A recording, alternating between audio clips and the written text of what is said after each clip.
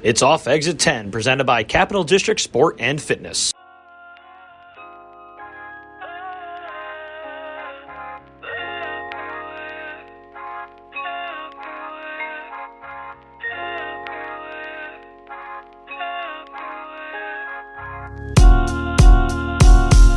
So why don't you repeat that? Yeah, because we have Steve Silverman on tonight, and Paul and Jordy and myself. We met Steve when we were in high school.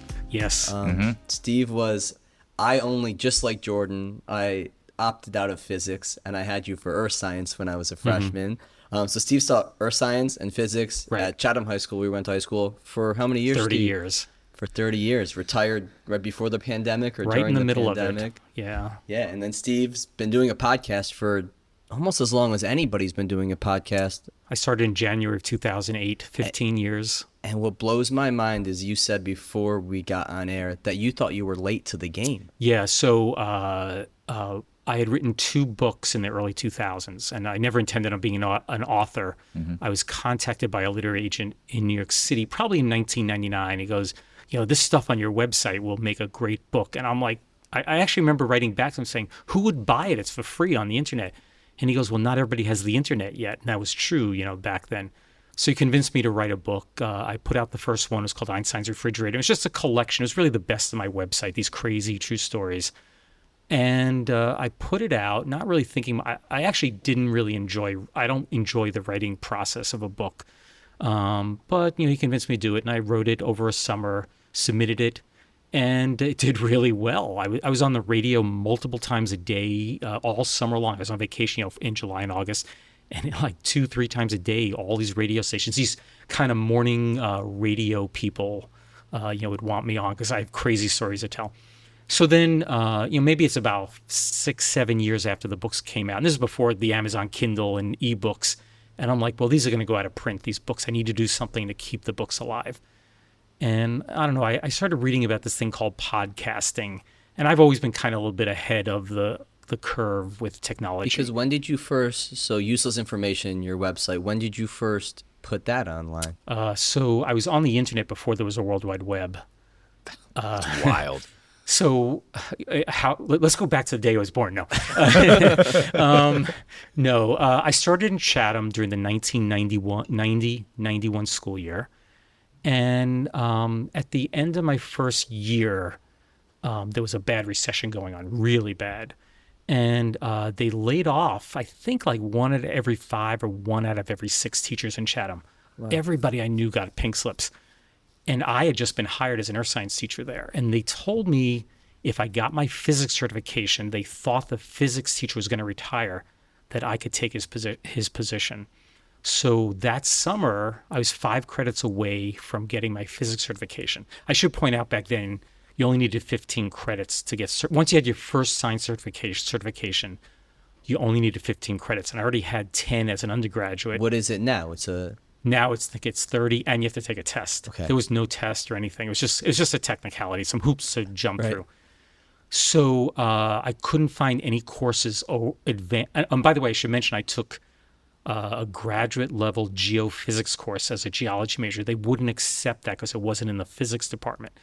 So what they did allow was I was allowed to take physics 1 again because it was at a different school. That counted. So that got me 4 credits, and I was short 1. So I went to RPI, the Rensselaer Polytechnic Institute, and they were offering like this intense new teacher training for physics teachers. And I went and got my 1 credit.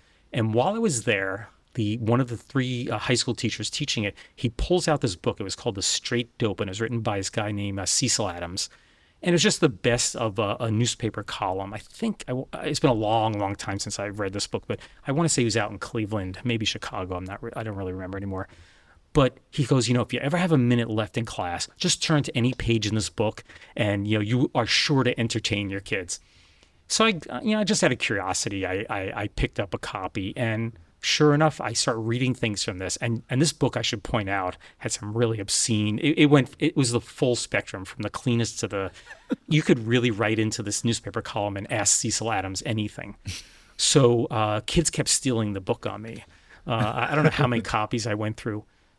So that's basically how I got into these crazy true stories. Just started collecting them, realizing that, I hate to say it, but, if you just stick to the curriculum, it's really, especially the earth science curriculum in your set, I think is quite tedious.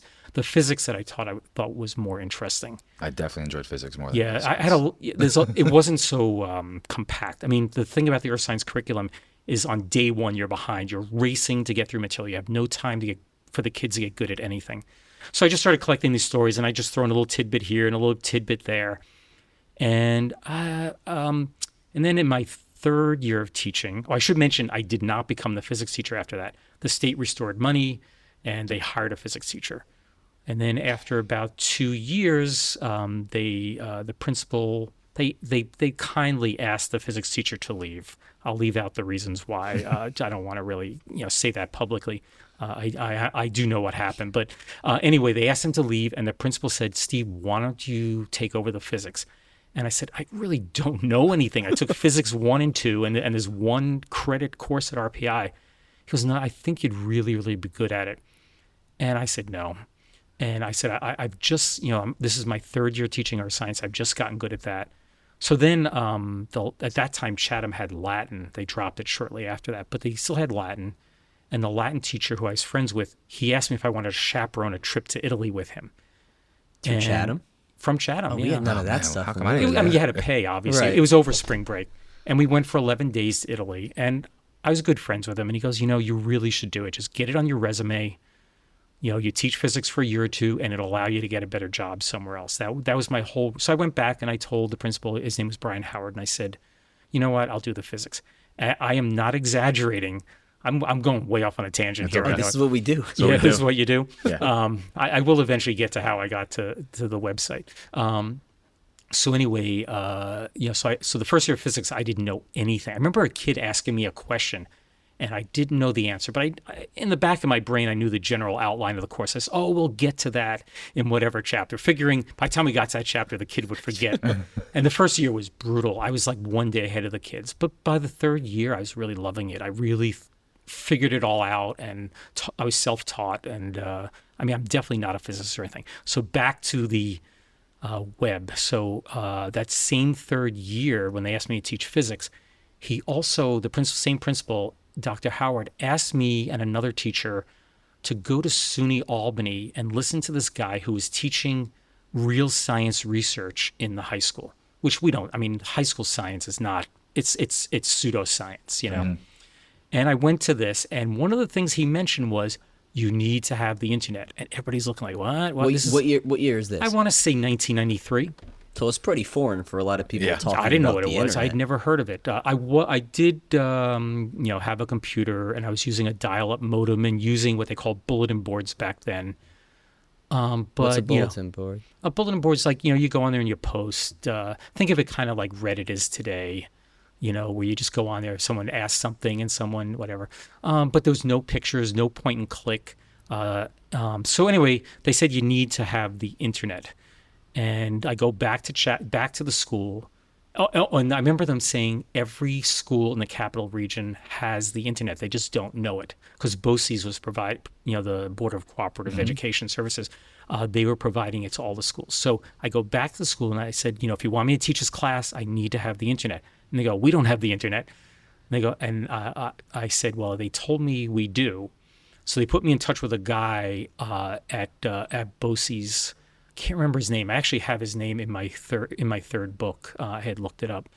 And I went up to there and he showed me the internet, and it was so hard to use. Long, Unix commands you had to type in, FTP, blah, blah, blah, blah. There was no Yahoo, no Google, there was no images, it was all text-based. Very slow.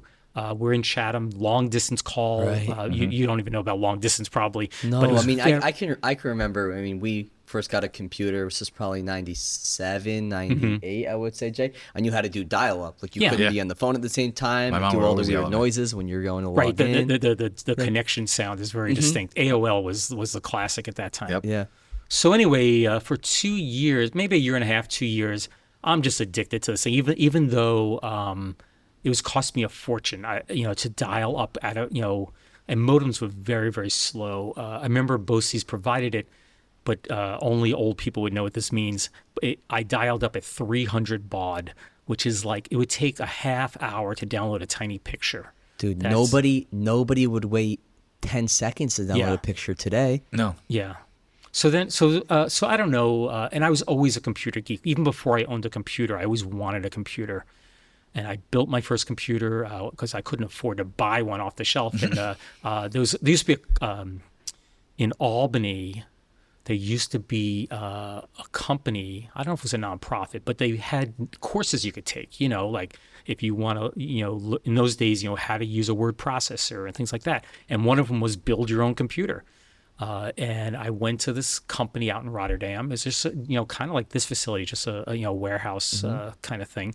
And I go there, and the first day was 3 hours, and they just went through all the things that went into a computer. And nobody knew anything. It's like, oh, you need a hard drive, you need a CPU. And then they gave us a list, and we went home, and we would call them within a week and let them know what we wanted to buy. And then they would gather all that stuff up, and you go maybe a month later, and we built our computers. And I remember closing mine up, and I was the first one done. Like, this thing is not going to power on. And sure enough, boom, it went right on. I was like, wow, I got my first computer. That's pretty cool. Yeah. So I keep going off on tangents here. No, it's fine. So you get the computer, you have to learn to code a website then, No. right? So anyway, the reason I got off on that tangent was I was always into computers. And so I'm just would get a magazine here or there. And I'm reading about this thing. It wasn't www. It was written as W raised to the 3 power, W cubed, right?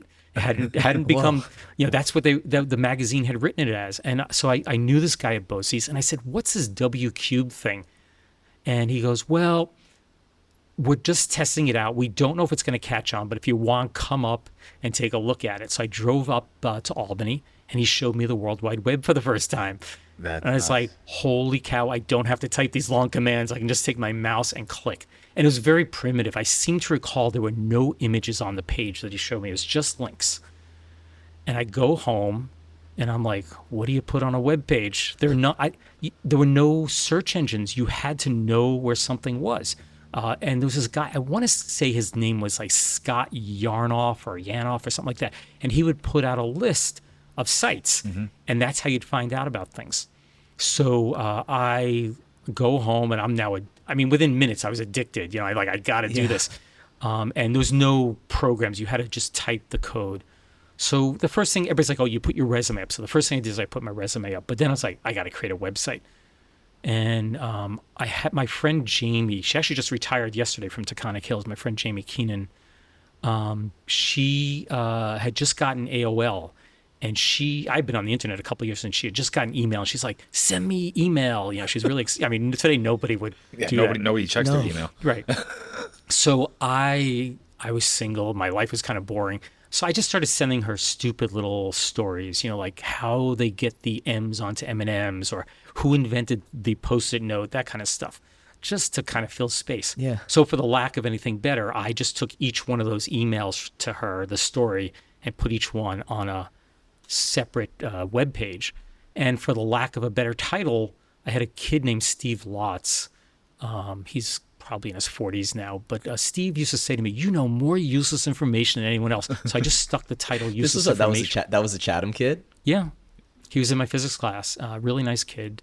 I think he still lives in Albany. Yeah. And that's how the title got there. Looking back, it was a stupid mistake, but whoever thought 30 years later, I'd still be using it, Yeah. Because I've had people write to me and, how dare you call this story useless? And in fact, at the end of every one of my longer stories, I say useless, useful. I'll leave that for you to decide. And I put that in because I'd be offending people by putting the title useless. To me, they're just stories, and they probably don't mean a lot to anybody. If you never heard them, that's fine. But they're human interest, they're curiosity stories, and they're the kind of thing you're standing around at a party or at the dinner table at Thanksgiving you would tell, and that's kind of what I was trying to get across. But today, I think I'd search for a better title than that.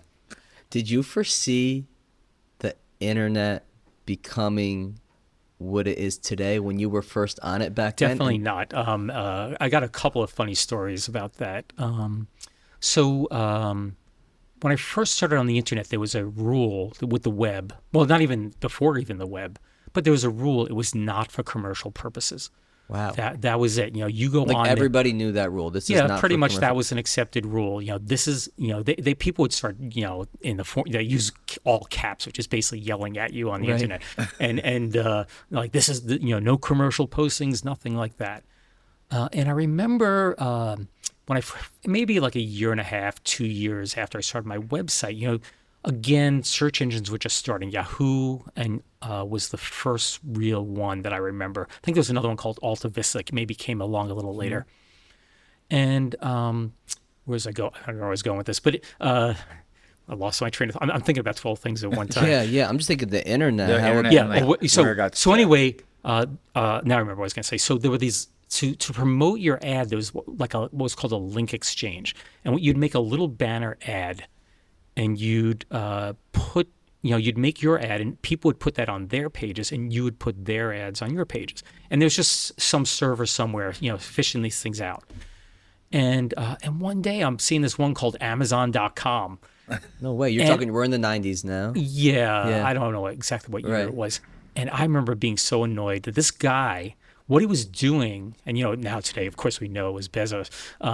But all he did, and this is my original thought, was he used to go to a public library or a bookstore, and if you wanted to order a book or the library to get you a book, they had this big, thick volume called like Books in Print or something like that. And I was convinced all he did is he took that entire database and made a website, and here's every book you can order. So you were seeing like original Bezos posts. Yeah. Yeah. And I just remember being annoyed by this thing. But then a couple of years go by, and all of a sudden there's now everyone's got the internet. It just it went from nobody to everyone having the internet overnight practically. And so now, everyone was investing in businesses became, the thing. And my parents at the time owned a pet shop. They had that for 20, 25 years. They were getting close to retirement.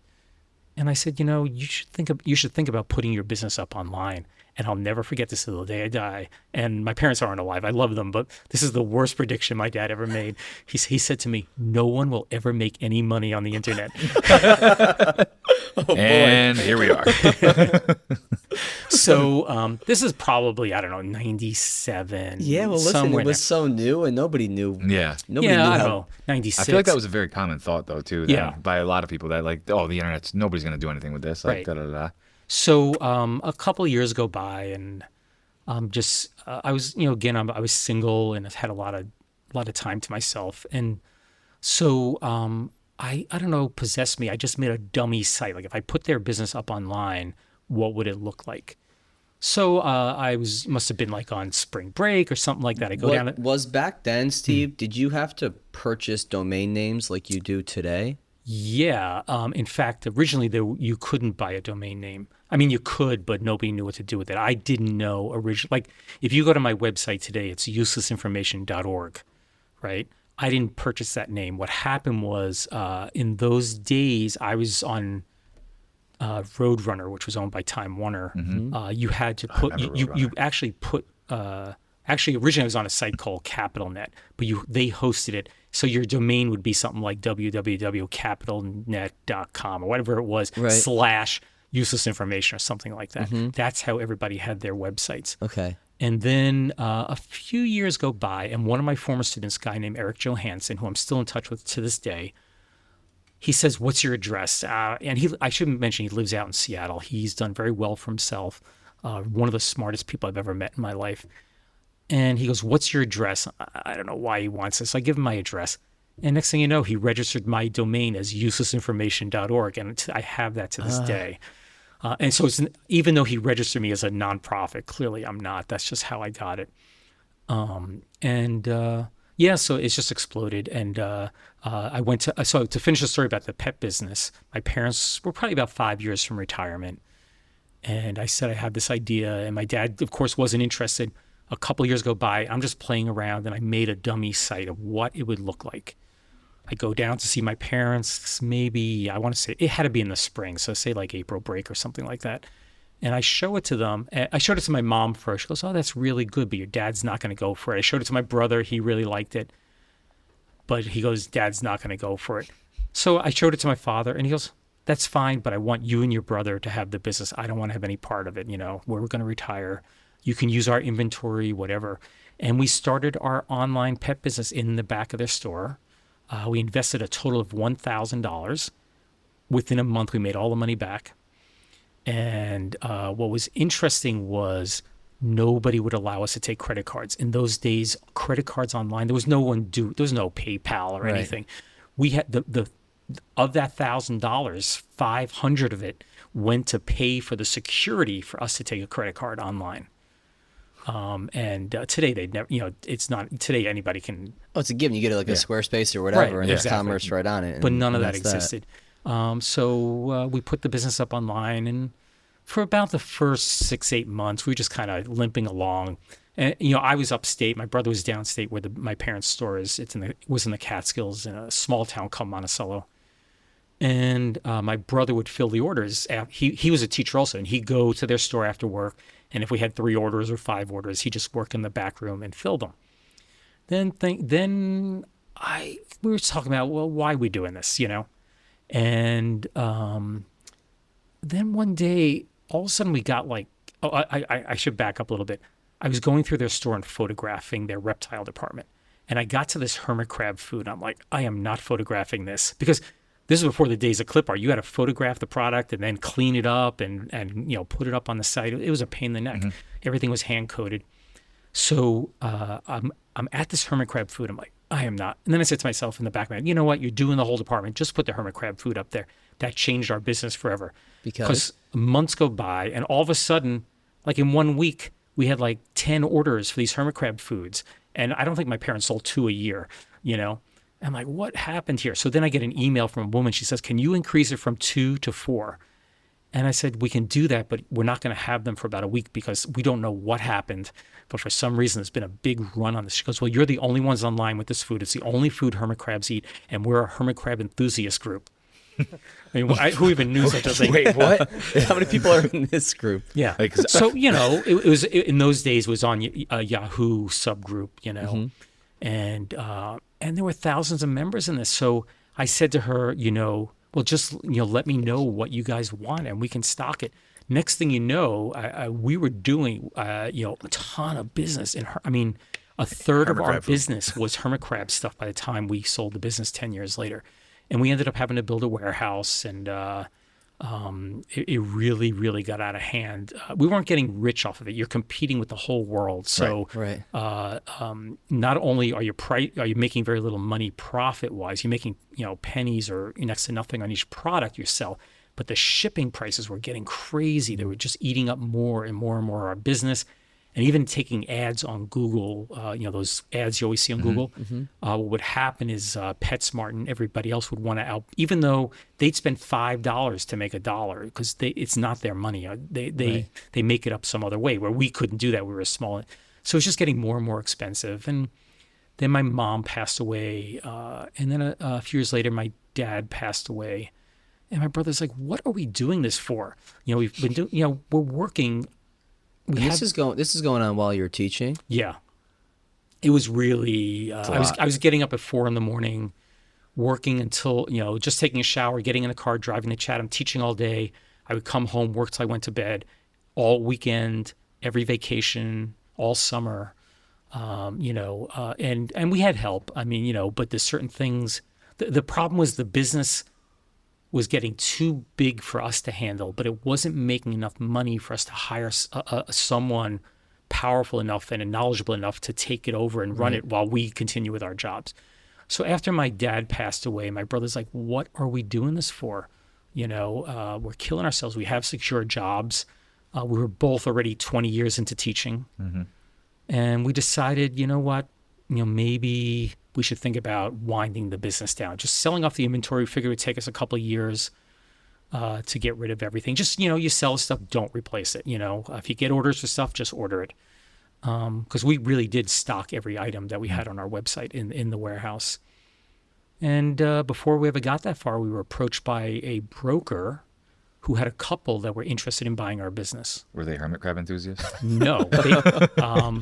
I'm going to be very careful what I say because we did end up in a major lawsuit with them. We sold the business, and very quickly they ran a very successful business into the ground, and they turned around and sued us for far more.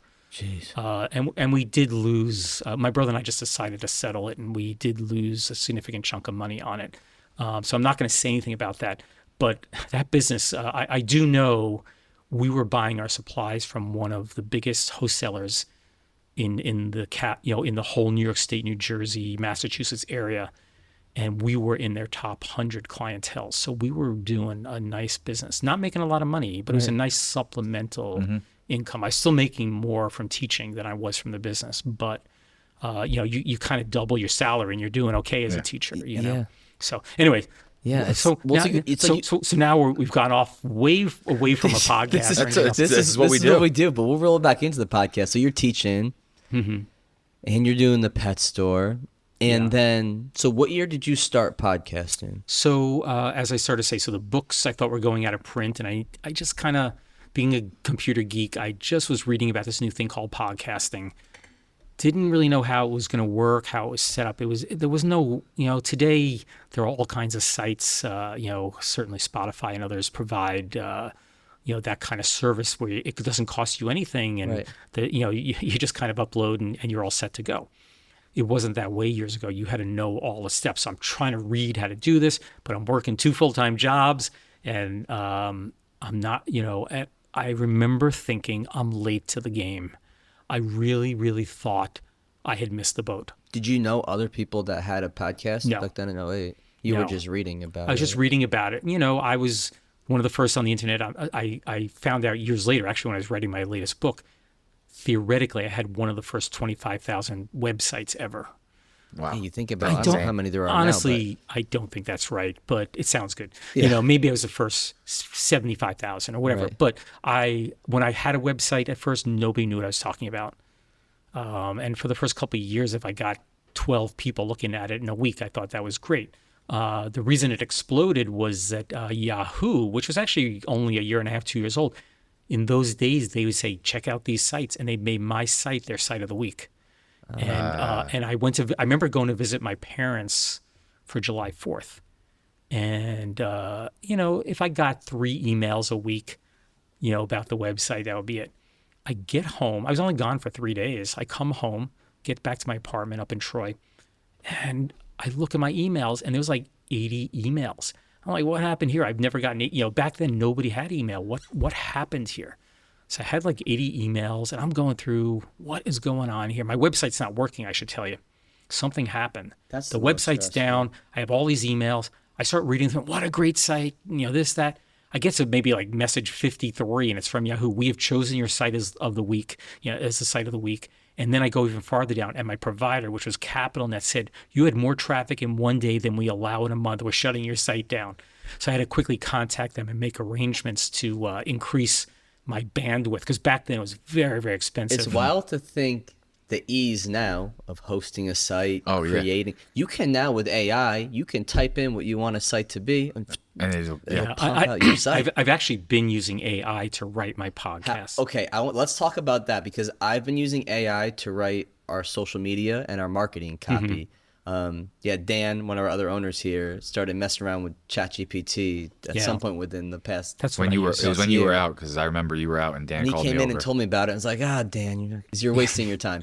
And then I started playing around with it, and I'm like, wow, how cleanly it writes the copy if you give it the right prompt. So how do you use it now in your process of writing your podcast? I'm kind of a geek.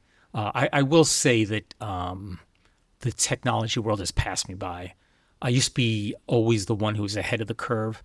But, I always used technology as a tool. I just liked what it could do for me. It made my teaching easier. When I was started teaching, there were no online grade books or electronic grade books. I set up a spreadsheet, I figured out, these were all just tools to make my life a lot easier, because I had the skills. I'm not a programmer. I'm going to really date myself here, but when I was in college, we used what were called punch cards to program a computer. There were no you didn't sit down to a computer and turn it on. Right. You would punch each line of code on a different card, stack your cards up, take it to a central card reader, and wait an hour, and they'd read your cards, and then on paper would spit out whatever you wanted it to do. And usually, I always remember, I was at SUNY Buffalo at the time, it was that really wide paper, and it would come out of the printer upside down, and it would have your code number. Every student, every teacher had a code number that was assigned to them, and you'd first see your number being printed out, and then in big letters it would say error.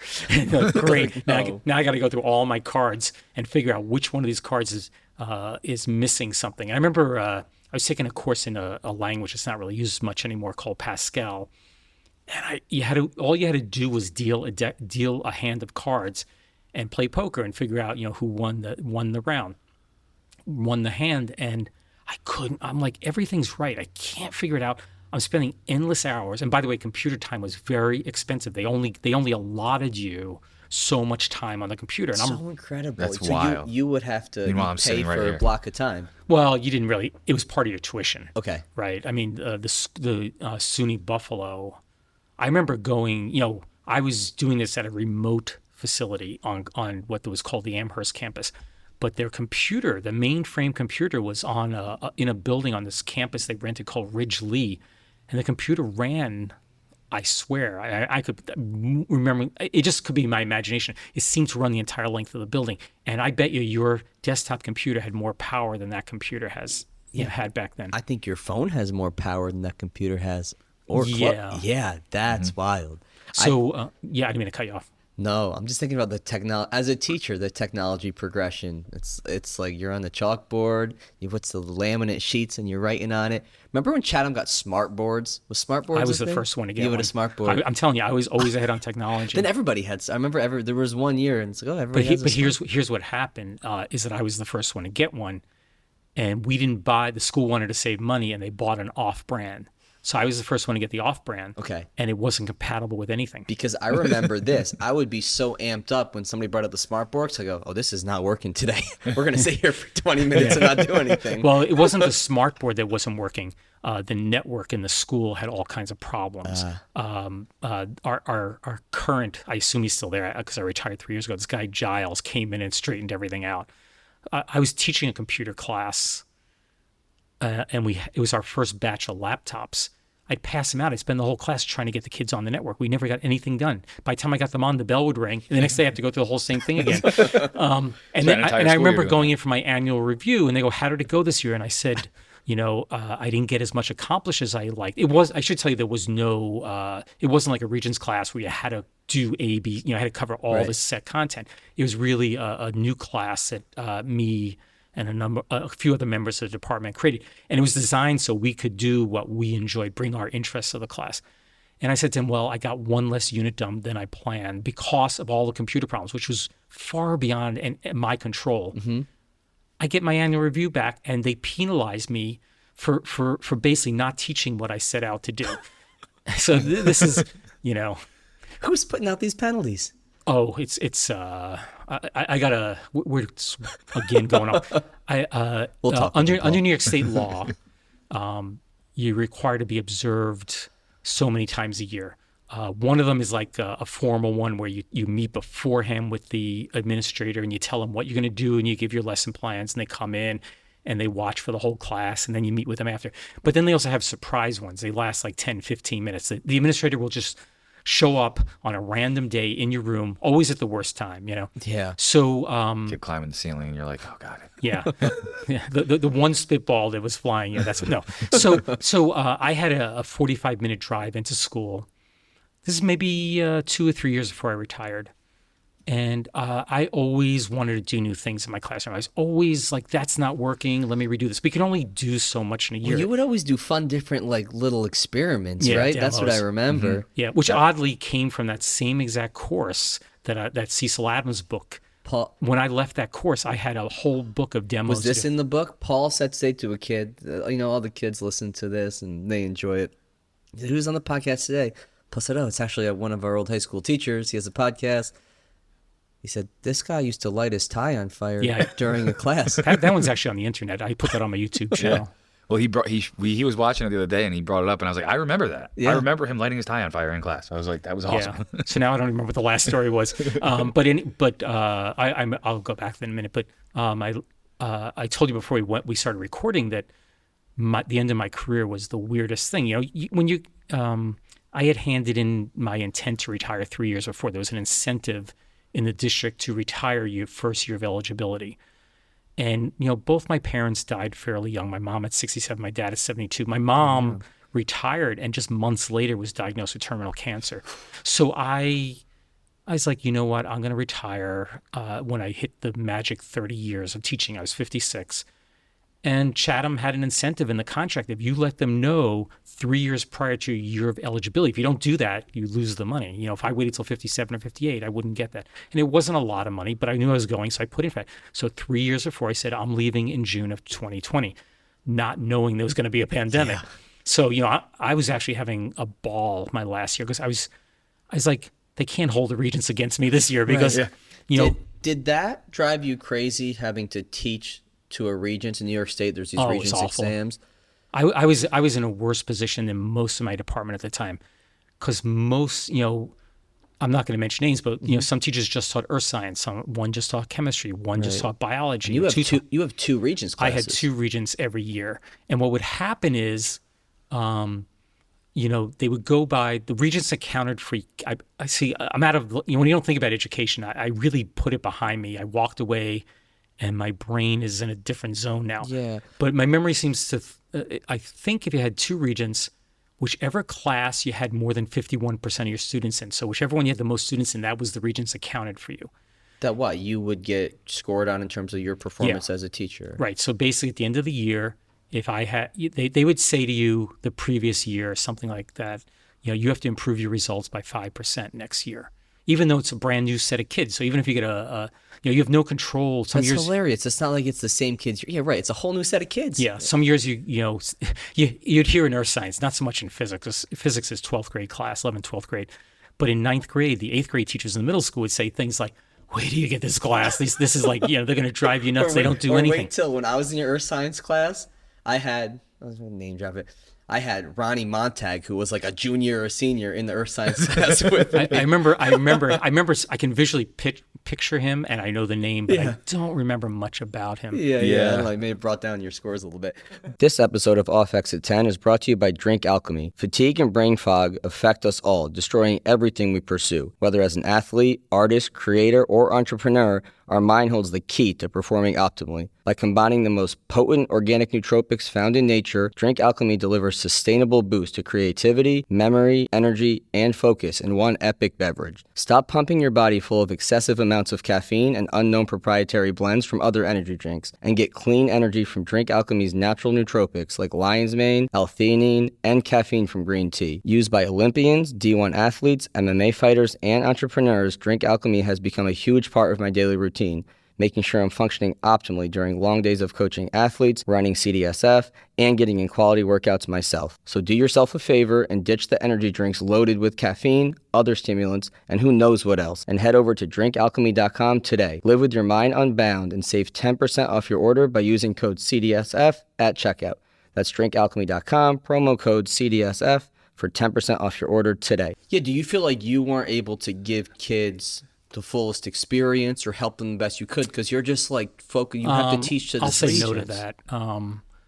Well, it's a very complex answer because in some ways, particularly I told you the earth science Regents is very it's like a treadmill. You get on until the when that Regents comes around, you finally get I made it. I got all the curriculum done. Physics is they give you more space to do experiments and demos and things. I have a lot more flexibility in there.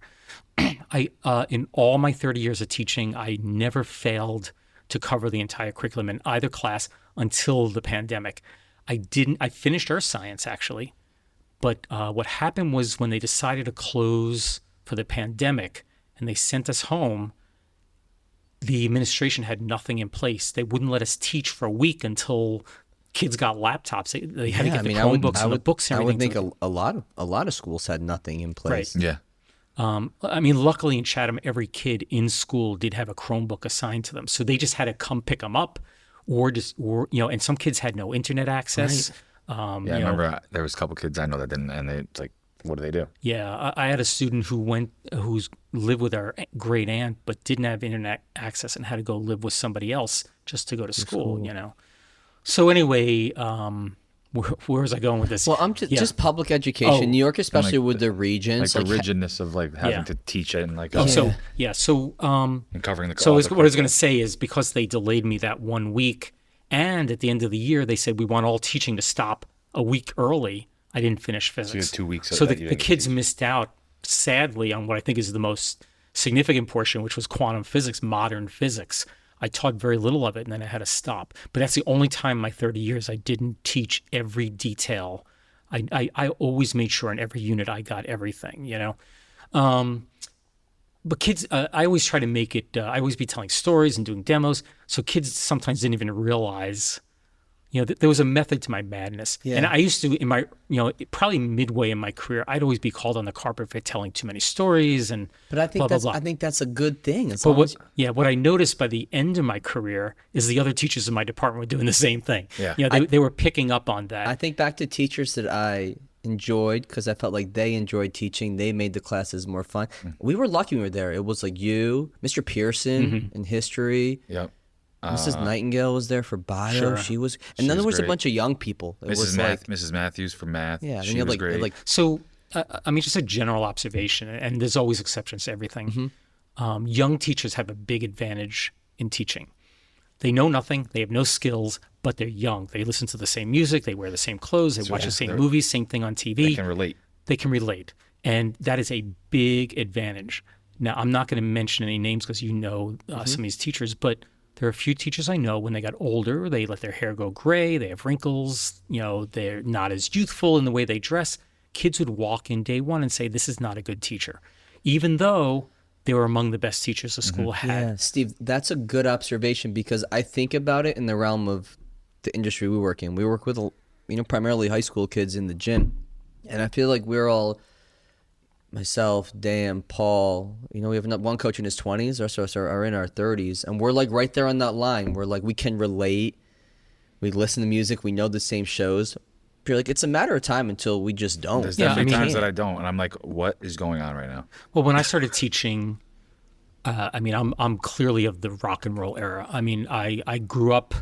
I probably, you know, the first time music really. I was born in 1963, and music really, you know, you listen to stuff when you're a kid, but the first time I started really buying music was the early 70s.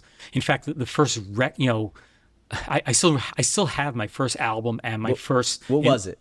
This is really embarrassing. Please share. It was by a Jackson 5 kind of clone group called the Osmonds, the Osmond Brothers. This is the only time we're going to put our headphones on during this.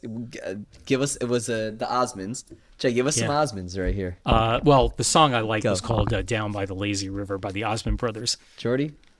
A little Down by the Lazy River, Get a little please. Down by the Lazy River here, you know? Okay, so you're in the era of rock and roll in the 70s, and so when I started teaching, the kids were the same thing. This is right before grunge rock hit, you know, Nirvana, those kind of bands. Steve, pop, just put this in your ear quick. Tell me if this is it right here.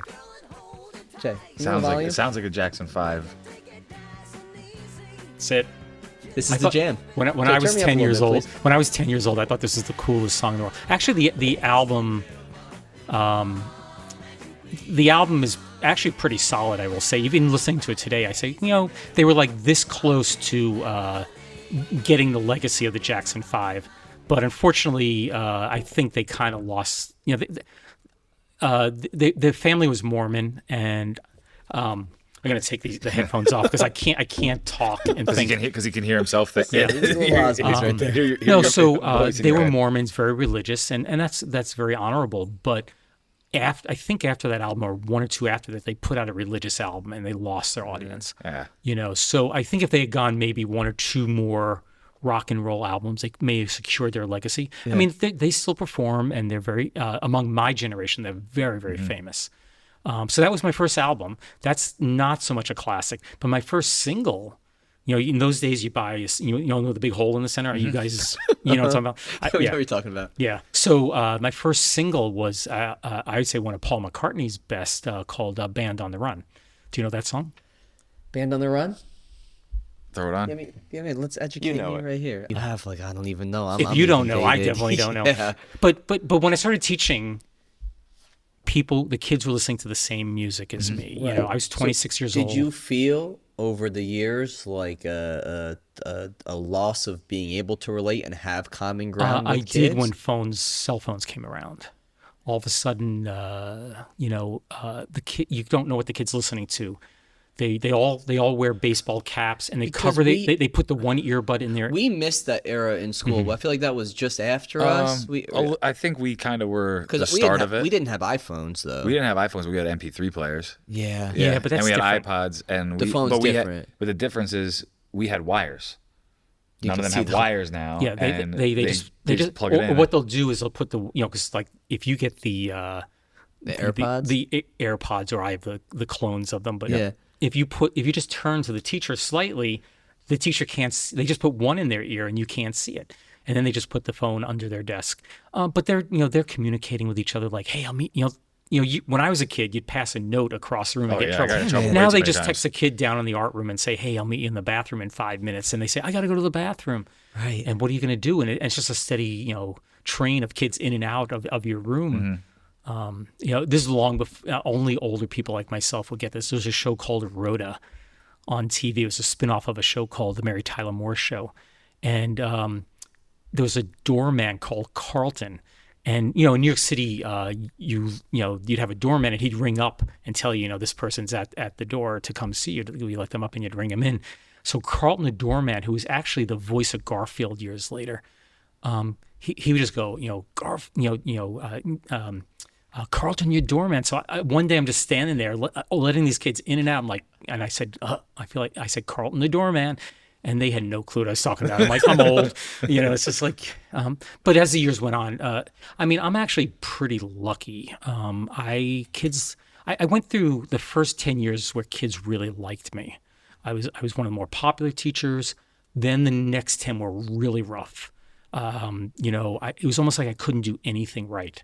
And you sensed that? Oh, I was called on the carpet about it. I'd be down in the office just getting awful annual reviews, and I hadn't changed anything except what happened was the state put all these mandates in. I'm getting a frog in my throat here. No It's all right. Yeah, we can take a break if needed. Yeah, pleasures of getting old. Just wait, guys. Listen, Steve, my hair went at like 22. Yeah, So.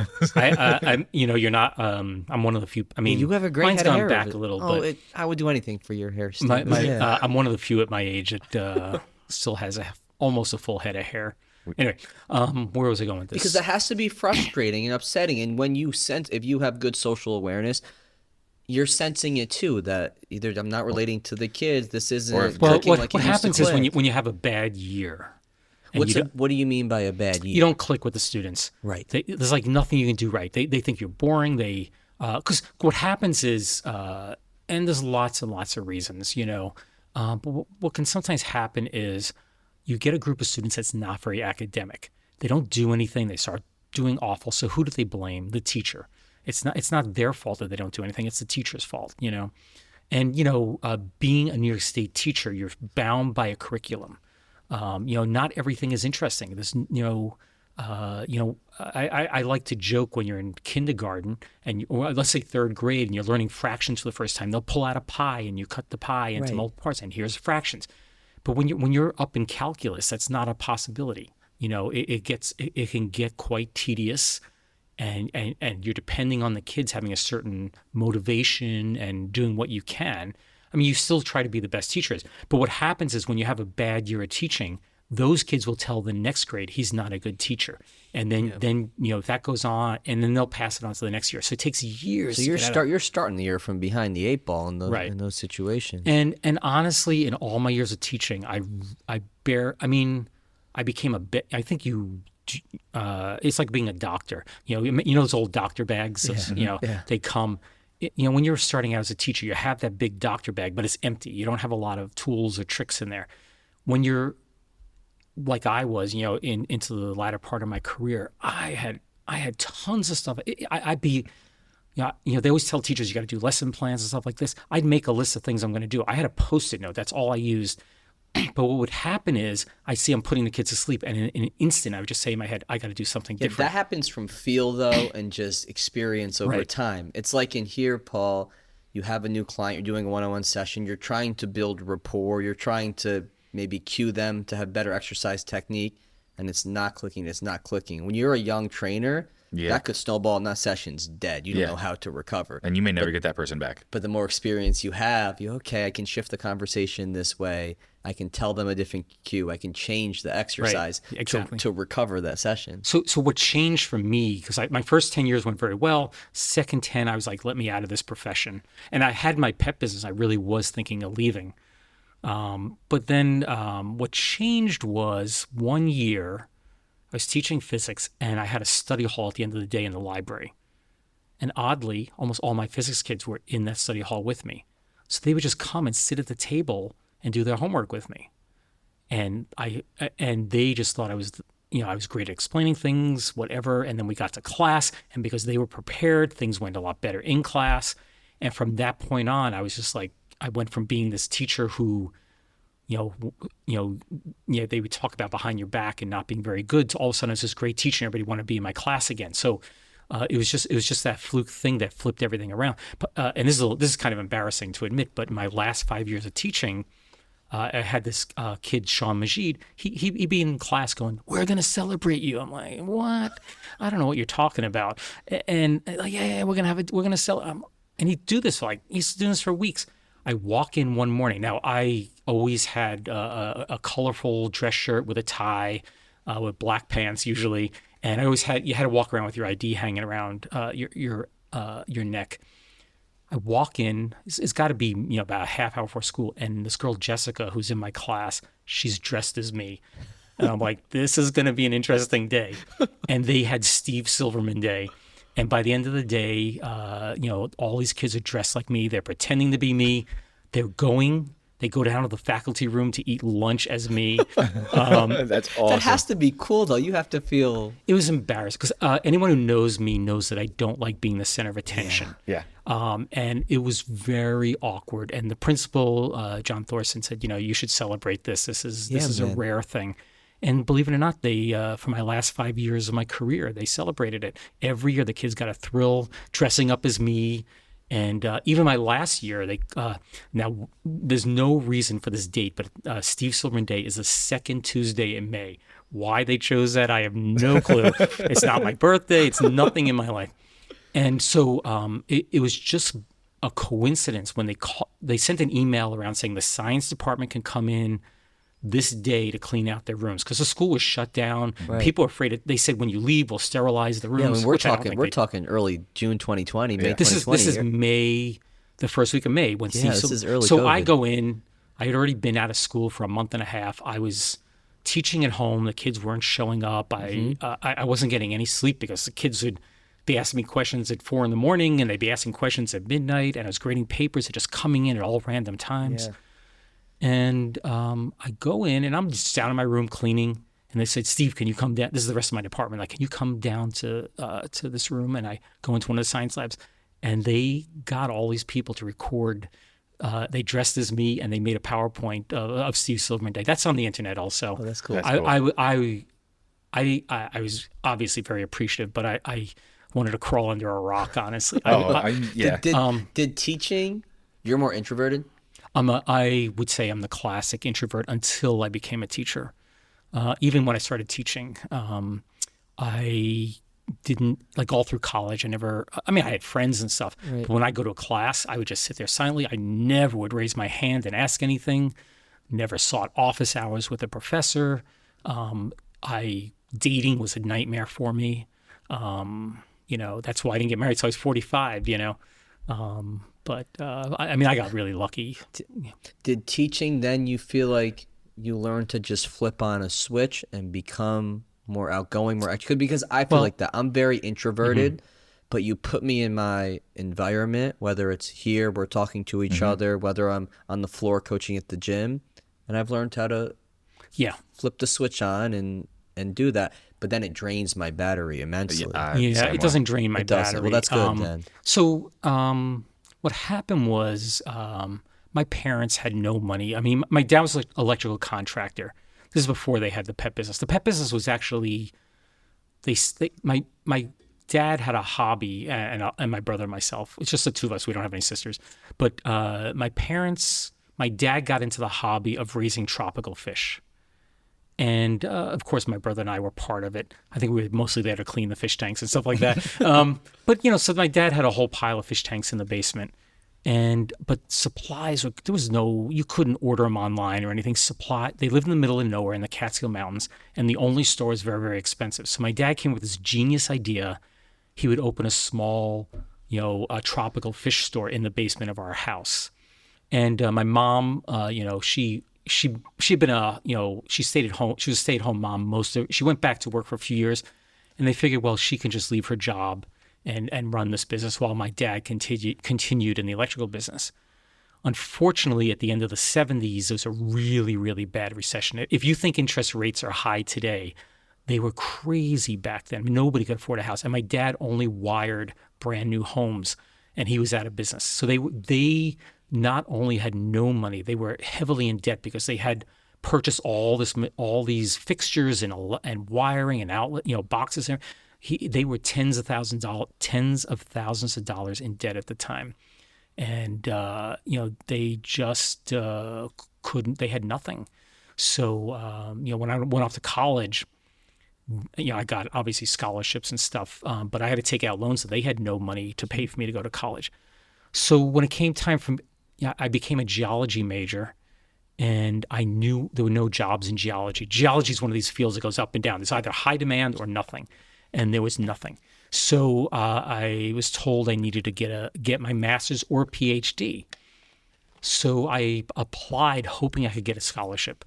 Luckily, I pretty much had straight A's in geology. Not so much. My first couple of years, first 3 semesters were in engineering, and I didn't do very well. I wasn't. Where'd you do your undergrad? SUNY Buffalo, University of Buffalo, and I switched. I remember at the end of my 3rd semester, this is like over Christmas time, I went back a day early to the university, and I went to see an undergraduate advisor, and I said, I want to switch out of engineering to mathematics.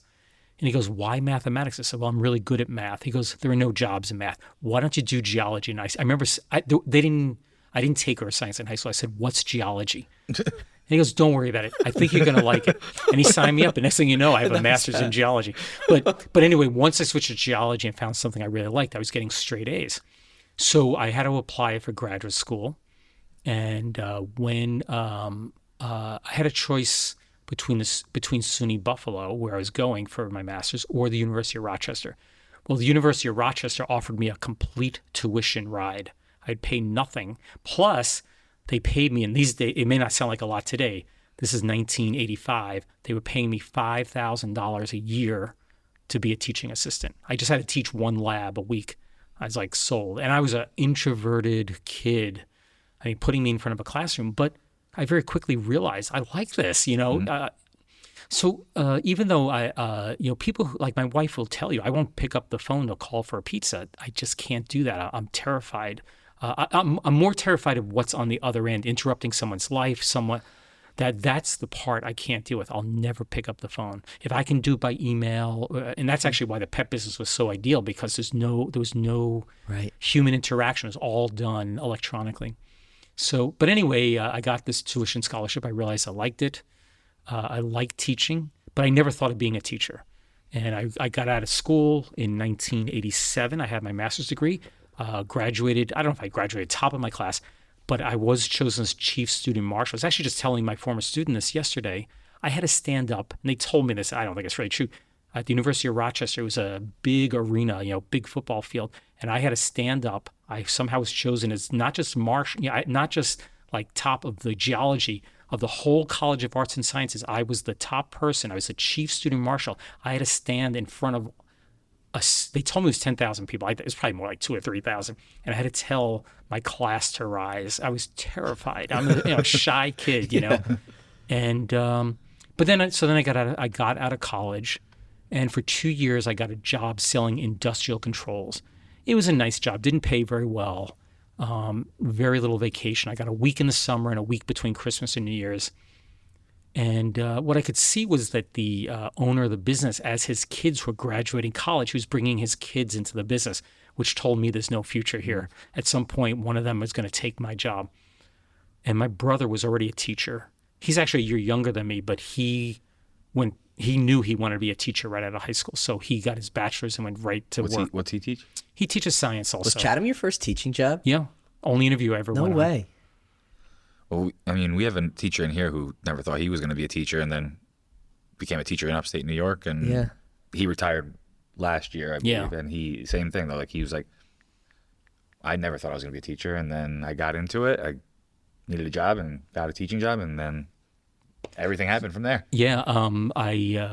So I worked in that job for about a year and a half, and my brother was working on his master's at night at SUNY New Paltz. So he was meeting with his advisor. My brother never enrolled for the master's. He just took all the classes, and then at the end he had to go meet with an advisor to make sure he had checked off all the boxes. Oddly, they wouldn't let him graduate unless he took the GRE, which is the graduate the entrance exam. Graduate entrance exam. Like he needs to take an exam to prove that he's gonna pass all these classes after he's passed. That's when I knew I wasn't. That's when I knew I wasn't going back to school. I took the GRE my senior year of college, and I was just like, dude. This is brutal. Like not for me. Yeah. And I was like, okay, I think I'm gonna wrap up my education career. I'm not very. I'm not. I don't read the right things. Yeah. So anyone who knows me, I read whenever I'm awake. It drives my wife nuts sometimes. I just want to read. But I don't read what they test on. I don't read literature, what they consider literature. I don't read poetry. I don't read fiction. I only read nonfiction. I like how-to manuals, and I read, computer books. You can give me a 300-page computer book on how to use a program, and I'll read the whole thing in one night. Is that how you enjoy? How do you find your stories on your podcast? I've never had a good answer for that. I jokingly say I just like to read, and you got to remember when I first started this. I was using other people's work. I was just reading other, there are people who created books just like I did. And I would buy every one of them, read through them. And I go, oh, that's cool. And I would rewrite it and put it on my website. And if you look at my first book in particular, that's what it is. It's just other people's work. I would, if I found a good story, I would go, this is before you could do research online. I would go to SUNY Albany, sit down with a microfilm and go through and find the old newspaper articles. So that's how I got them originally. But when I started the podcast, if you listen to the first 12 podcasts, those just came out of my books. I was just retelling stories from my books. But then I realized I'm going to run out of stories, and who's going to buy the books? I mean, I keep telling stories in the books. So I think it was episode 13 where I finally said, I'm doing my own research. I'm going to find new stories. And what's happened over the years is they get more and more obscure. My preference is to do a story nobody's ever done. If you go on the internet, maybe you'll find a mention of it, but you'll never find someone who's actually researched it and found the original articles and things like that. And I'd say one of the greatest satisfactions I get is when I find the story that hasn't been reported on. You can't even, since it happened in 1932 or whatever, nobody's told it. But basically, I just read. So I'll give you an example. Yeah, please. And I've never written this story. Someone gave me a book on Hudson, and you guys know Hudson because it's the next district over from where we were, Hudson, New York. And I never knew this, but it was a whaling town. They used to bring the whales up there, and the Hudson Whalers was a football team, right? Makes sense. They bring the whales up the Hudson River in the ships. What is this, 1800s, and back then they sell the oil in every part, all the fat, all the skin, everything was used for something. But of course you got all these men and they need to, let's just say entertain themselves. And I don't know if it was Warren Street or I could have the wrong street, but one of them was basically the red light district. And men would take the trains up or the boats up out of New York City and come to Hudson to take advantage of all those services. And I'm just reading this book. It wasn't very well written. In fact, I don't think I'm a really great writer. But after I read this book, I'm not that bad. It really needed a proofreader. I'd say that needed a proofreader. But I read this whole book and got nothing out of it other than the entertainment of it, except there was one sentence in there about a woman. I want to say I haven't read this in 12 years, whatever. I'm just approximating there, but. I want to say the woman's name was, say, Mary Hoteling. I could be wrong. I think the last name was Hoteling. She was the last woman hanged in New York State. And I could be wrong on that also because it's been so long. But I just read that one sentence and like, oh, there's a story, And so now you want to learn more about it. And then I went and learned more about it. In the end, I think I decide. I mean, it's hard to say. I find all these stories and I just kind of leave it at that. And then I'll someday look back and say, maybe I'll do that. And then sometimes you hit a dead end and you're like, well, this can't be anything. It happens all the time. They just ran a survey, the network I'm on, Airwave Media. I just switched to them in January. They wanted me to do a survey of my listeners. And, people could add a comment at the end. And someone wrote in there, maybe it was two people, said, you should say at the end of each podcast what the next one's going to be like, kind of coming up next. But whatever I'm thinking isn't, it rarely ever is. What happens is, because you got to remember, well, you wouldn't remember because you've never seen me do this, but when I'm working on when I choose a story, I just have a little bit of knowledge of it. I have in my head, a little bit of the idea of how the story went.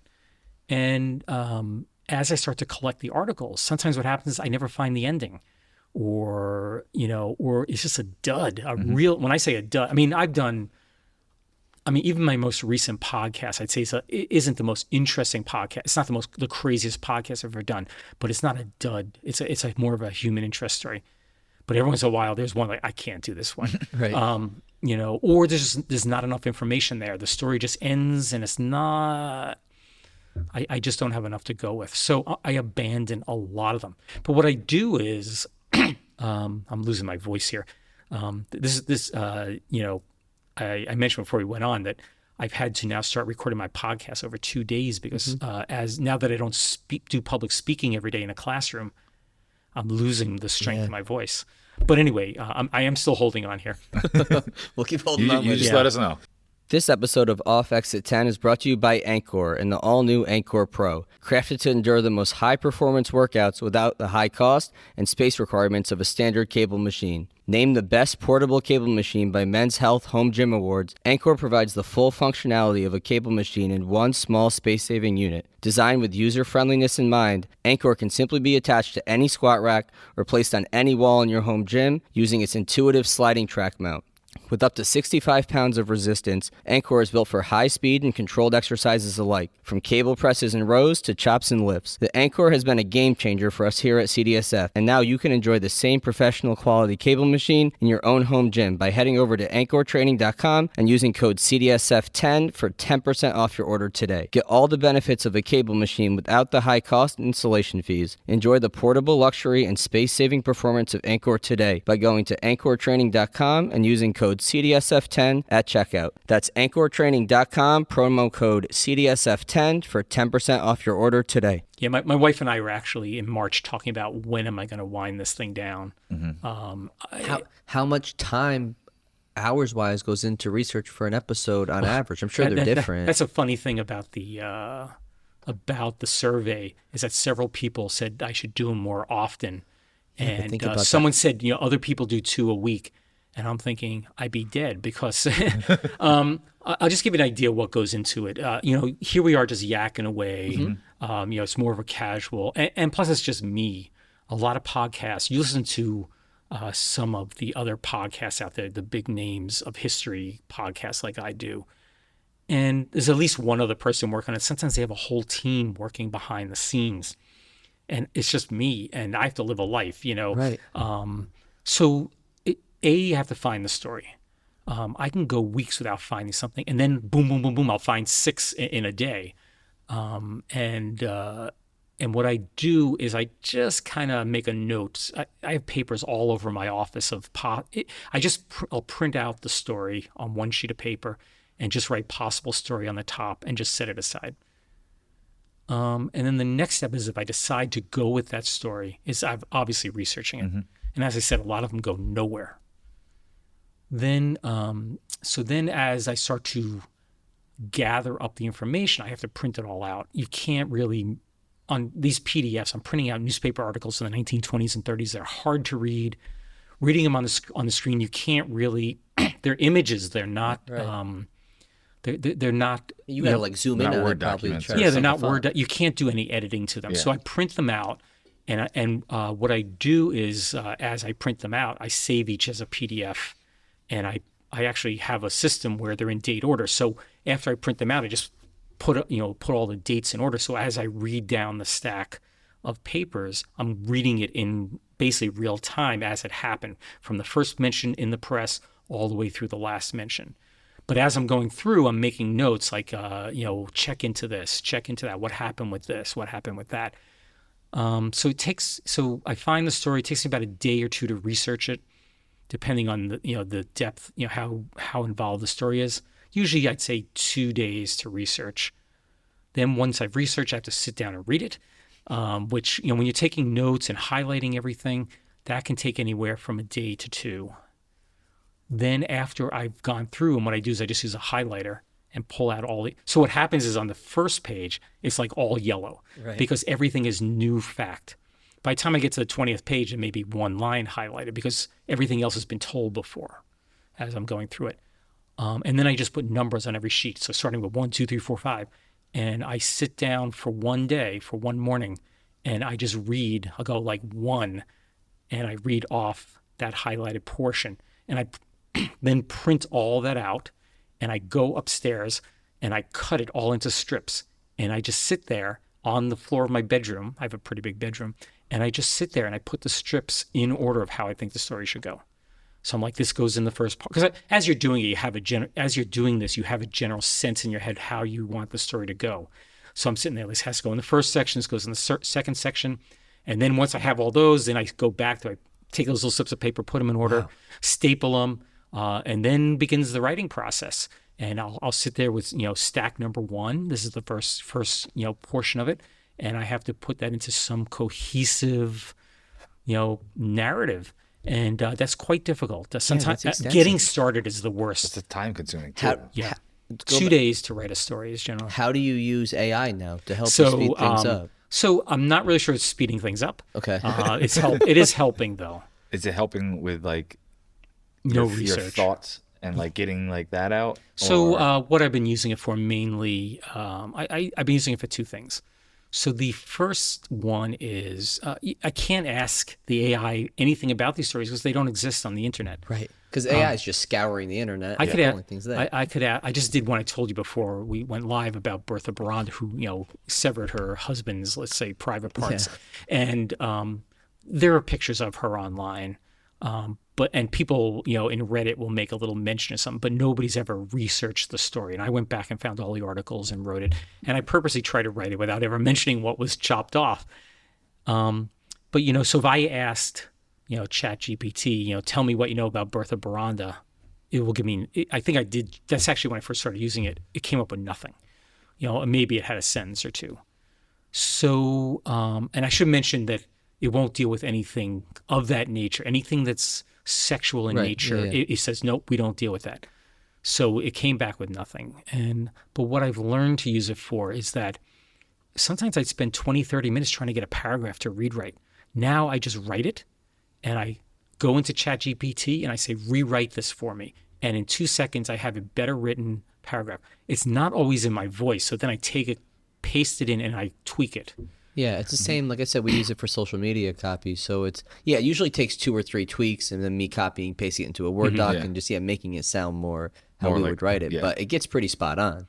But I don't want to say that the whole thing is that way. Yeah. It's maybe, it's just a paragraph I'm stumbling with. It's still easy. It's still less time for me to write most of the paragraphs. Right. But every once in a while, like my latest podcast, I was before I actually put the podcast live, I make my wife listen to them. She's the test subject, and she's finds some errors. There was one so bad. She's so kind. Sometimes I'll be like, Sam, I thought this one was good. You want to listen? She's just like, no. Yeah. So my wife is she's a really, really generous person. I wouldn't be married to her if she wasn't. I got really lucky. But anyway.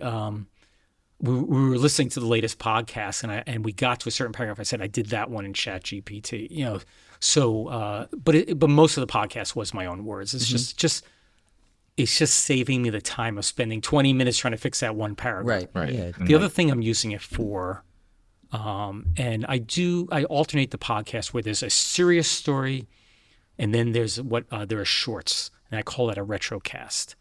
And I used to do it all as one podcast once a month. But I basically was told by the previous network I was on that you're losing market share because you publish so infrequently. So I just took the podcast and split it into two. There's now the main story in one podcast, and 2 weeks later is the retrocast. The problem with the problem is I've expanded the retrocast, so now I'm doing more work than I was before. I've thrown in additional stuff. It's become much more involved than it was before. So someday when it's time to bring this to a halt, I don't think I'll stop. I may go back to the original format of just once a month, right? Or I may just put out less frequently. My wife and I have been talking about that. When am I bringing this thing to a close? And she's still working, so we'll see. As long as she's working, I think I'll keep doing it. Yeah. And as long as I'm not losing money. I mean, I'm not making a lot of money, but I'm making a few bucks off of it. Yeah, and you enjoy it. It's a love-hate relationship. Yeah, that's fair. what this. I do not want this to ever feel like work for me, which is why we only do in person. Like, we could have so many more guests if we did remote Zoom interviews. Then I feel like the pool of people to talk to is so much bigger. I would want to do it so much more frequently, and it would start to feel like work for me rather than we're just hanging out and talking. I think before I was approached by the first network that I was on, I was really thinking of walking away. I was at 11 years. I was really tired. It is to keep doing it. Just think what it was like in high school to do a research paper. I'm doing that every month. Yeah. And I'm doing it on really obscure stuff. It's not like you can go to the library and find these stories. So it really can wear you down. And I can look back through them, and some of the stories I spent a lot of time on. There are others that I know were just filler. Right. I'm like, I need a break. Give us a story that you think everybody should know, but nobody knows about it. I actually don't. Or one that's it's like called useless information. Or one. It is called useless information. Or one that's like one of your favorites. Well, people ask me what's my favorite, and I don't. I have to say it's usually whatever I'm working on, and I don't even know what I'm working on right now. Yeah. Because I have several in the works. Oddly, this next episode is going to be my 200th episode. Oh wow, Nice. that's awesome. And I have 2 different people who have agreed to be interviewed. It's rare. I mean, I basically only do stories before I was born, which is 1963, because I figure if I don't know them, I'm going to be 60 this summer. So if I don't know them, there's probably very few people out there listening, before that who would. So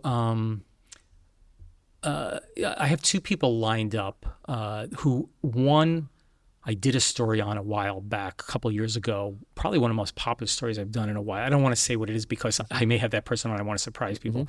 But he was the brother of this woman. So he has researched everything, and I want to hear his version of the story. Who have you interviewed in the past when you've done the rare interview episode? Well, recently, and anyone who listens to my podcast is probably tired of hearing me say this, but I had a guy on. This is the longest thing I've ever done. I did a 3-part interview with a guy named Marvin Lautzenheiser. He sadly just died June 6th. He was 94 years old. And it is one of the most memorable things, most satisfying things I've ever done in my life, talking to him. So I wrote, my wife and I were going to the Grand Canyon, not this March, the previous March.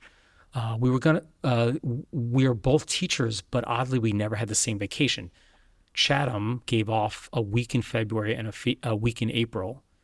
Her school gives off 2 weeks in March. So we never had the same spring break. So my wife said, when you retire, we're going to the Grand Canyon. She always wanted to do that. And then we had a lockdown.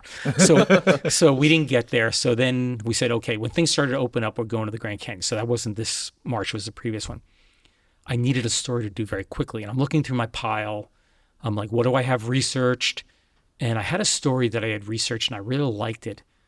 But it was related to the movie Bridge of Spies. Have you seen that with Tom Hanks? Jordan, have you seen Bridge of Spies? It's a very, very good movie. Okay. It's a Steven Spielberg movie, and I do recommend it. I don't watch. My wife and I are not big media people. We don't watch a lot of TV, watch a lot of movies.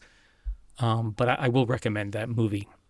And it's about basically it's about a Soviet spy and the exchange that took place with a guy named Gary Powers, who had his, I'm talking off the cuff here, but his U-2 plane was shot down over Russia. So over the Bridge of Spies, they made the exchange. And that's what the movie's about. It's about this guy, James Donovan, who's the lawyer who handled this. He's played by Tom Hanks. So anyway, I do this story, but it actually wasn't that story. It's what happened before that I did the story. And I had the story, but I didn't want to do it because I figured, Tom Hanks did this movie. Right, everybody's got to know this story, even though it only shows up for a fraction of a second in the movie. This kid, he's delivering in the 1950s, he's delivering the Brooklyn Daily Eagle, which is long defunct.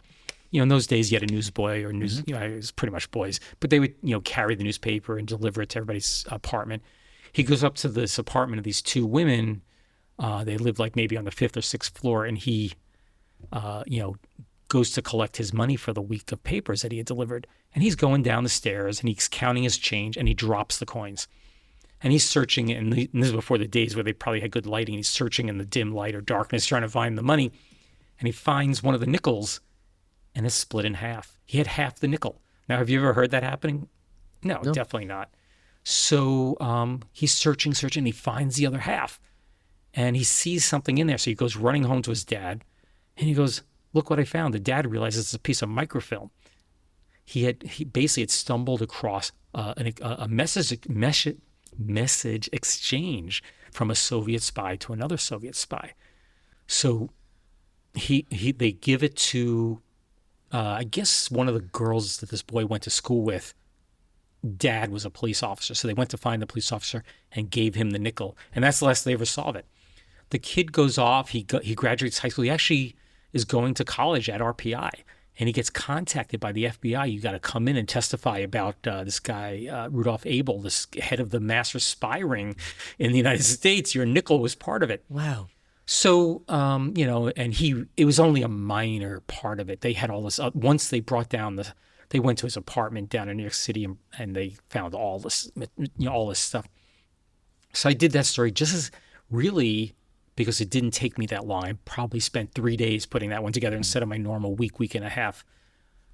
So, maybe a month or two goes by, and I get an email from this guy, Marvin Lautenheiser, and he goes, it was very short, and I'm just going to paraphrase here. He goes, "I worked on that nickel case.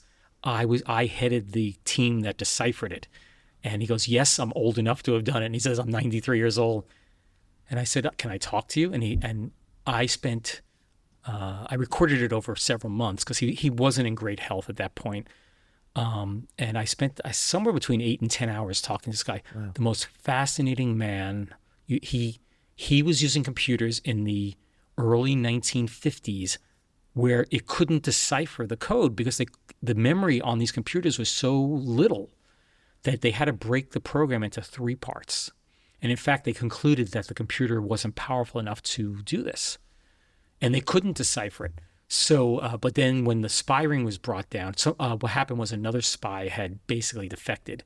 And he kind of gave a hint on how to defect this, how to decrypt it. And it still didn't help, but it gave him a clue. He said he didn't know, but Marvin told me they're quite certain he knew. He just wasn't revealing everything. And they were able to decrypt this message. And it said nothing. It's like, "Welcome to the U.S." It was a welcome thing, we'll be in touch soon. And and he went on from there. He left the FBI. This is a guy who he went from working in a factory, a machine shop in Ohio in a small town, grew up in poverty, born during the Depression, grew up in poverty, and he was in college. He's standing at graduation, about to get his diploma in mathematics. And a woman in his class says, "Did the FBI contact you?" He goes, "What?" "They're looking for people to decrypt. They're looking for mathematicians who can decrypt messages." So I didn't realize this till I spoke to him, because when he first contacted me, I'm like, why didn't they offer her the job? But it turns out they wouldn't hire women back then. So she couldn't do it. She said, "Why don't you do it?" And within a year, he was standing in J. Edgar Hoover's office. Hoover was, he was the head of the FBI back then. So there's a whole movie on him. Yeah. I mean, lots told of him, both good and bad. Yes. So anyway, but he stayed with them for about 5 years, did amazing stuff. He then went on to develop hard drive technology, Just amazing, amazing man. So anyway, that's one of the most memorable things I've ever done. But that's a rarity for me to have a live person interview. I mean, I'm choosing stuff from the 1920s and 30s. There's nobody alive who knows everything. Yeah, I mean, knows anything about these things. So or that experienced them that closely. Yeah, that's pretty cool to be able to get that first-hand experience. The nickel was what part of them? It was a message exchange. It was a message exchange for like the Russian spies or. Yeah, but what Marvin was able to tell me was that. First of all, the lawyer that Tom Hanks played, he wasn't a nice man. He really didn't enjoy dealing with the guy, and he was able to tell me that the guy that the FBI sent in to testify how they decrypted this nickel didn't know how to do it. He was a police officer who they brought in, and they taught him just how that nickel was decrypted. Why? Because Marvin would have had to gone in to testify, and then when the lawyers start going after you, the Soviet lawyers and stuff, they would have found out you can't lie. They didn't want any secret information revealed, so they got a police officer who knew nothing about it. And if you check all the documents, they say he headed the team, but he had nothing to do with it. Wow. So, but sadly, I got an email just a few weeks ago from his family saying he had passed on. So I interviewed him. I put those up in October, November, and he died in June. So I was kind of glad I got that done. Yeah. So, yeah, I guess you never know where a story's going to bring you or connect you with, or where it's going to go. Yeah, man, it's wild. Where I guess just let the people know, where can they find your podcast and your books and So just type in useless. You can go to uselessinformation.org. Right, we discussed. Clearly, just type in "useless information podcast" and it's going to pop up. There are other people who have tried to take that name in some variation or whatever. I don't have a trademark on it, so I guess if they wanted to steal it, they could. But there's not going to be anybody who has the same 15 years of content, right? Or the stories. Yeah, I should mention that it is just me. I get a lot of criticism on my voice. I am losing my voice as I get older. I don't have the power behind it. But also we live, my wife and I didn't know this when we bought the house, because you look at it on the weekend. We live on a very heavily traveled road, and there's a hill in front of our house, and there's a gravel yard, and the trucks, they're going up and down. So it takes me an entire day to even record a short little episode, because the trucks and stuff are interfering with everything. So what I ended up doing was buying a system. Instead of having condenser microphones like you have, I had to buy dynamics. But you have to have the microphone 1 inch from your mouth. If you move it even a fraction of an inch, you go off mic. So it is a very annoying thing to record. And I am reading a script, which is a little bit mechanical, I think, in terms of people tell me when I do live presentations, or even like you had me as a teacher, that I'm much more dynamic. Yeah, it's just going to be more natural. You're not going right from a script. But I listened to what was the lion's name? I listened to the episode. Oh, Frasier. I listened That's to a crazy story, isn't it? Frasier, which is a wild story. Frasier was this old lion that they thought was on his way out. So it pretty much was on his way out. And where was the zoo? Who took him in? It was in California. Took him in. And this dude, Frasier, ended up impregnating a lot of the pride that was there, the female lions that were there. You're skipping what happened was, it was one of these drive-through safaris. Right, yeah. And when I was a kid, there was one in New Jersey, right over the New York border, called Jungle Habitat. It was the same kind of thing. You drive your car through, and they'd have all the lions and everything else around. And this one was called Lion Country. And they had a whole bunch of females, but every male they put in there, they would tear apart. Every young male they put in there, they just rip them to shreds. And I don't know how many times, 5, 6 males they put in there. And finally they're out of males, and someone was like, let's try Frasier. And this is an old, decrepit circus lion. He could barely stand up. He couldn't walk in a straight line. His tongue actually hung out of his mouth. He couldn't. His tongue muscles had basically failed. And someone said, "Well, we got nothing to lose. This lion's going to die anyway." They come back the next morning, and they're all laying there with him. He had impregnated them all, and Shout out Frasier. He could hardly walk, and as he'd try and walk, two females would walk alongside him and hold him up when they'd bring him food to feed him. And he lived about maybe 18 months after that. But there was a Fraser, the Lion fan club. There was a movie made of him, really bad movie. But it was just a crazy story. Oddly, I was working on a different story in the same exact park at the time, and I did not find this story researching that one. I was just reading something else. I'm like, this is another story at the same exact park. I just stumbled on them totally separately. So I just put the other one on hold because I thought this was a better one. Yeah, Fraser was good. I enjoyed it. But yeah, it doesn't come off as like rigid or... No, but what people don't realize, it takes me a whole day to record that. I record a paragraph or two, and like the inflection's wrong on that. Yeah. And I just keep going back. I get a lot of, not a lot, but a few messages here and there lately that I'm not enunciating properly, and I think that's really the microphone. Yeah, Jordy's gotten... You talked to Jordy off air after. Jordy's gotten editing software and things like that. He's we've learned. We've had to make some adjustments. See, I'm not editing after. I do no editing. It's all done on the fly. I see. So basically, I have a script in front of me. So what I do is I'll go X number of paragraphs and then mess that up. I just go back, reread that up, mess it up. Sometimes I'll reread it 16 times until I get it right. Yeah. But occasionally I'm asked to, in fact, I'm doing a talk the last Thursday in October at Hudson Valley. It's just, during the day, I'm more natural there. Right. I'm more comfortable having an audience. Mm-hmm. It's not me and a microphone, as I like to say. Yeah. It's funny considering that you're so introverted that you're more comfortable doing that than almost like doing it on skill, mic, you know? Yeah. It's just you get better and better as you teach. Mm-hmm. Plus, I know you want to bring this to a close, but the thing about teaching is what people don't realize. It's not a level situation. In other words, I'm the teacher and you guys are the students. I have complete control. It may seem like I have no control or whatever, but the reality is I control your grades. I control what's taught. Right. It's not on the same level.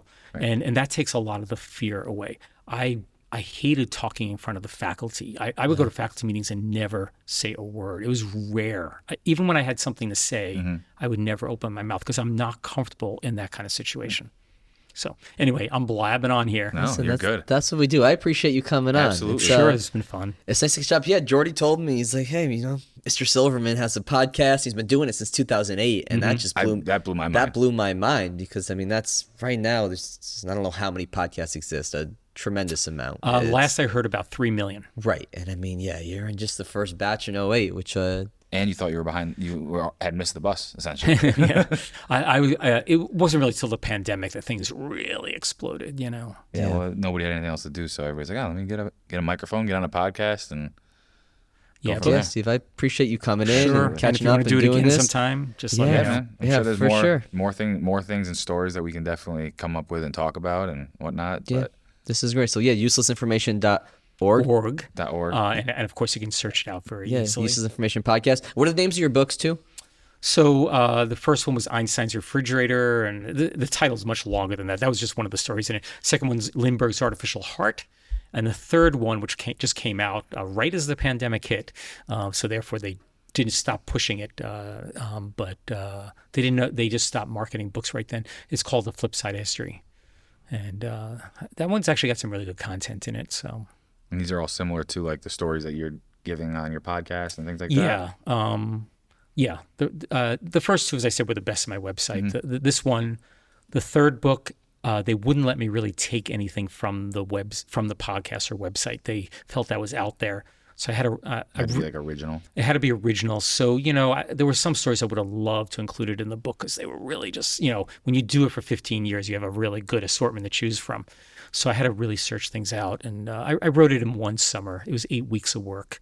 If I had more time, I probably would have, looking back at it, there are things I wish a little bit of the tone, maybe taking one story out, put something else. But it is what it is. And it's out there. Yeah, and it's out there. All your stories are out there. More to come. So, Steve, thanks for coming on. Sure, thanks. Appreciate you, and we'll see everybody next time. Thank you.